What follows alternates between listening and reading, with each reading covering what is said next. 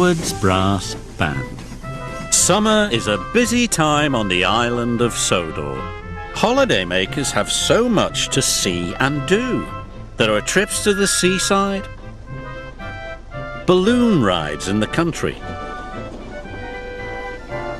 and a brass band playing. One morning, Edward was in a hurry.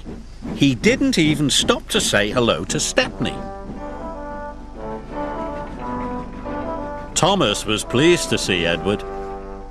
"Your smile's as broad as your smoke box." "I'm on my way to pick up the brass band," replied Edward. "The concert is tomorrow night."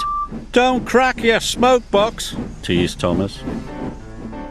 Edward couldn't wait to hear the brass band play their wonderful music.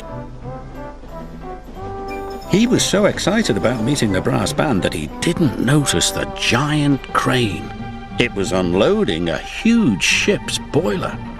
Suddenly, the crane swung the boiler and knocked Edward right off the track. Cranky had been watching. "You useless little engines are always in the way." Poor Edward. The Fat Controller came immediately. "We will take you to the fitter's yard, and Bertie will have to meet the brass band instead of you."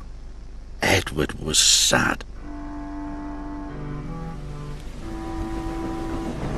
That night, a raging storm rolled in. The fitters worked through the night trying to mend Edward. The rain pelted down. Now Edward felt sad and very damp. Morning came and the Fat Controller arrived. "Please, sir," pleaded Edward, "will the fitters be finished soon?"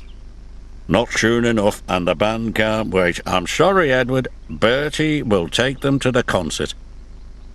Edward felt worse than ever. Bertie collected the brass band and set off immediately. He bumped cheerfully along the country roads. But there was trouble ahead. Last night's storm had flooded the road.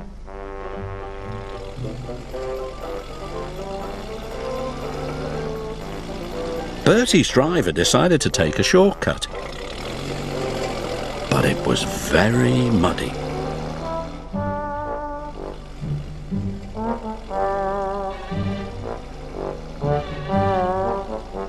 Bertie's wheels did not like the mud. They scooted, they skated, they slid, they slipped. "I'm stuck," he groaned. Bertie revved his engine, but his wheels spun round and round. He couldn't budge. The brass band were worried. "We mustn't be late for our concert." "Tune up your tuba," cried the leader of the band. "We'll call for help." By now, Edward was mended and hooked up to his coaches. "I can hear music," said his driver. "That's not music," wheezed Edward. "That's an alarm." And they raced off to the rescue.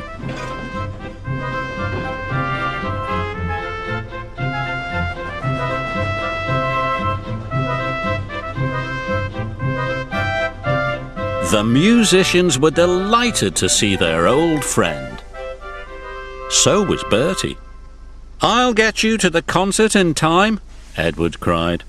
"Thank you," said the worried bandsman.